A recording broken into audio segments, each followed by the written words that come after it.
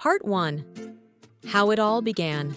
There was a time when I felt like I was constantly busy, but rarely productive. The kind of days that feel full of tasks, full of noise. But by the end of them, I couldn't really tell you what I'd achieved. I'd collapse into bed with my mind still buzzing, my to-do list half untouched, and this quiet sense of guilt that maybe I just wasn't trying hard enough. But over time, I began to realize that productivity isn't really about doing more. It's about doing less, but doing it better, and with clarity.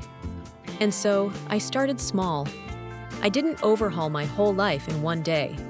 I didn't wake up suddenly optimized. But gradually, I picked up habits, 5 to be exact, that began to shift how I worked, how I thought, and how I felt at the end of each day.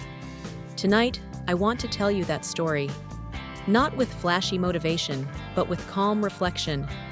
Just you and me, talking quietly in the soft moments of the evening. Maybe you're already tucked in, maybe your eyes are gently closing. That's okay. Let your mind drift if it needs to. I'll be here, speaking gently, as I walk you through each habit, how it came into my life, and how it changed things for the better. So let me begin with the first one. Habit 1. Starting my day with stillness. I used to reach for my phone the second I woke up. Notifications, emails, endless scrolling, all before I'd even gotten out of bed. It felt normal, but it was exhausting. My brain was on high alert before sunrise. Then, one day, I tried something different. I woke up, and instead of grabbing my phone, I just stayed still. I listened to the quiet. I let my thoughts rise slowly. I placed my hand on my chest and felt the rhythm of my breathing. It was strange at first, uncomfortable even. My mind was used to noise. But that silence? It grew on me. Eventually, it became my ritual. I'd wake up and sit by the window, sipping warm water or tea, watching the light shift across the walls. Sometimes I journaled. Sometimes I just breathed. Those 10 minutes of stillness became sacred. They grounded me, gave me a sense of choice, that I could begin my day by listening inward instead of reacting outward. And you know what? That small space created room for clarity. I wasn't rushing into the world. I was stepping into it, calmly, consciously, and that changed everything. Part 2. Protecting my energy before it's gone. As I got better at starting my day in stillness, I began noticing something else. There was a moment, just a few hours into my day, when I felt sharp, focused, and present. My brain felt like a freshly sharpened pencil. Ideas flowed, distractions faded. That was my golden window, but too often, I wasted it. I'd spend those first few powerful hours checking email, handling small requests, jumping between tabs. By the time I got to the meaningful stuff, the creative work, the deep work, my energy had already scattered. That led me to my second habit. Habit 2. Doing the most important thing first. I stopped using my mornings for shallow work. Instead, I chose one meaningful task, just one, and made that my priority right after my morning quiet time. It didn't have to be huge. Sometimes it was writing a few paragraphs. Other times, mapping out a plan, recording a voice note, or solving a single tricky problem I'd been avoiding. But the key was this. I did it before the world pulled me in. Before texts, before noise, before anyone could ask me for anything. I gave that quiet focus to something that mattered to me. At first, it was difficult. My mind wanted to check inboxes, tick easy boxes. But over time, this new rhythm felt good. Strong, almost luxurious. That first win of the day, it filled me with momentum. Even if the rest of the day was messy or chaotic, I'd still have that one clear victory. And that made a big difference in how I felt at night. I started going to bed with a calm sense of, I moved something forward today. Not because I did 10 things, but because I did one important thing well.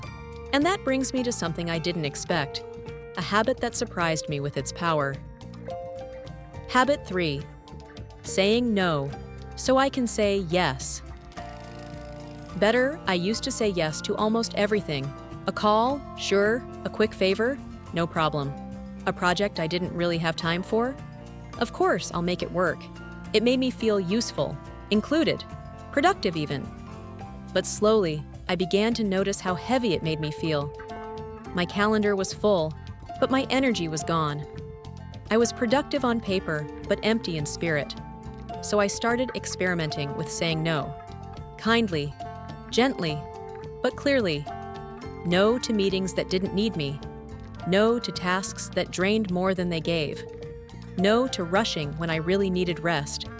Each no made space, not just in my schedule, but in my body. I could breathe deeper, think more clearly, focus better on what I had said yes to. Saying no isn't selfish, it's an act of direction. And the more I practiced it, the more energy I had for the things that actually mattered. My work, my health, my creativity, my relationships, and perhaps most importantly, my peace. It might be lighting a candle, writing down 3 things I was grateful for, stretching on the floor, or even just dimming the lights and breathing slowly. It didn't take much, 5 minutes, sometimes less. But those few moments created a kind of emotional landing strip, a way to tell my nervous system, we're done now, you can let go. And when I began ending my days this way, not crashing into sleep but easing into it, I noticed something profound. My mornings felt lighter, my focus sharper, my heart steadier. Because productivity doesn't start when you wake up. It starts the night before, with how gently you let the day go. Part 4. Living with less force, more flow. As I sit here reflecting, lights dimmed, tea cooling in my hands, I realize something that took me years to understand. Something that snuck up on me through 1,000 little shifts, almost unnoticed. That productivity, the kind that feels sustainable, meaningful, and honest, doesn't come from pressure. It doesn't come from calendars crammed to the edge or lists that never end. It doesn't arrive through guilt or late-night panic or pretending that burnout is just part of the deal. It comes from presence, from listening, from slowing down just enough to ask yourself not, how can I do more, but what actually matters today? I used to think the answer was always to push. Wake up earlier, work longer, add more structure, more tools, more goals. I believed if I could just optimize every corner of my life, I'd finally feel like I was on top of things. But I was always a little behind, a little tired, a little wired, and rarely truly satisfied. Eventually, I stopped trying to win a race that didn't feel like mine. Instead, I started asking different questions. What if doing less could help me achieve more? What if stillness wasn't laziness, but strategy? What if softness wasn't weakness, but wisdom? That shift didn't happen overnight. It was slow, sometimes clumsy, often quiet. It looked like small decisions made over and over again. Choosing rest over another task, choosing clarity over urgency, choosing rituals over chaos. These 5 habits that I've shared, they're not hacks or formulas. They're practices, anchors, reminders that I can create flow without forcing, that my best work comes not from urgency, but from alignment. And honestly, one of the biggest lessons has been this. I'm not a machine, I'm a person, and people need rhythm. Not hustle, but cadence. Not pressure, but space. Not perfection, but permission. Permission to not answer one more message. Permission to log off when the work is good enough. Permission to not carry the whole world on your shoulders. I used to think I had to earn rest, that I could only relax after I'd checked everything off my list. But there was always more. Always something unfinished. Rest kept getting pushed further and further into the background, like a luxury I hadn't earned. Now I see rest differently. Now I see it as a form of preparation, not a reward, but a requirement. A kind of secret fuel that makes everything else possible. So I rest. Not perfectly, not always easily, but intentionally. Sometimes that rest looks like a quiet walk. Sometimes it looks like doing absolutely nothing and not explaining why. Sometimes it looks like 10 deep breaths between tasks or choosing to close the laptop 10 minutes earlier. And through that space, I found something I didn't expect. Clarity. Clarity about what matters. Clarity about what drains me and what fills me. Clarity about how I want to feel, not just what I want to achieve. It's funny, I thought productivity would make me feel powerful, but it's presence that actually gives me strength. And when I live from that place, I don't need to prove anything. I don't need to be the busiest or the most accomplished. I just need to be me, focused, calm, intentional. So, if you're still listening, maybe you're like I was. Maybe you've been chasing something, a version of success, a rhythm that doesn't quite fit, a finish line that keeps moving. Maybe you're tired of trying so hard and still feeling behind. If that's the case, let me offer you this. There is another way. You don't need to overhaul your entire life overnight. You don't need to become a different person. You just need one quiet moment of honesty. One deep breath that says, "This isn't working," but maybe something gentler will. Maybe that gentler thing is setting boundaries you've avoided. Maybe it's journaling for 5 minutes in the morning. Maybe it's giving yourself a real lunch break. Maybe it's saying no without apology. Maybe it's simply going to bed at a decent hour, even if you didn't finish everything. Whatever it is, it's enough to begin. The truth is, no one taught us how to be sustainably productive. Most of us were taught to push until we broke. To achieve first, rest later. But you and I, we can choose something better. We can redefine what productivity means, not as output, but as alignment. Not as pressure, but as presence. Not as speed, but as depth. And here's what I've learned through these habits, these moments of reflection, these quiet recalibrations. When you build a life that supports your nervous system, everything changes. When you listen to your body's signals, not override them, your energy returns. When you treat your time as sacred, not scarce, you stop wasting it on things that don't matter.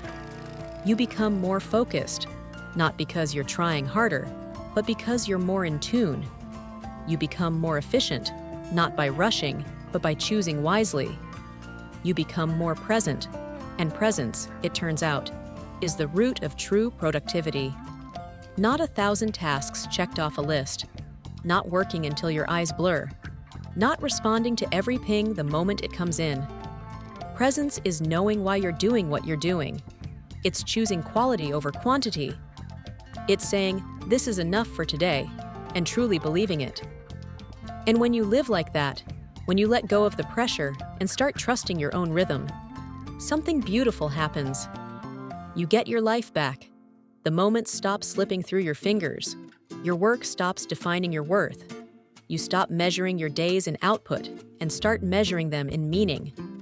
And slowly, gently, you become the kind of productive that doesn't burn you out.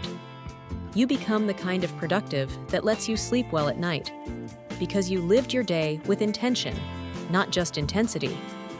So if you're lying in bed now, if you're listening to this with heavy eyes or a busy mind, let me remind you, you've done enough. You are enough.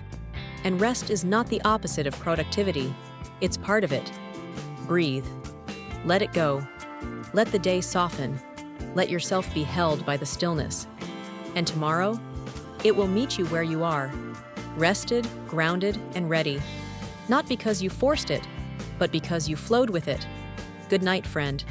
And thank you for listening, for pausing, for choosing presence. You're already on your way. Thank you for listening to my story until the end.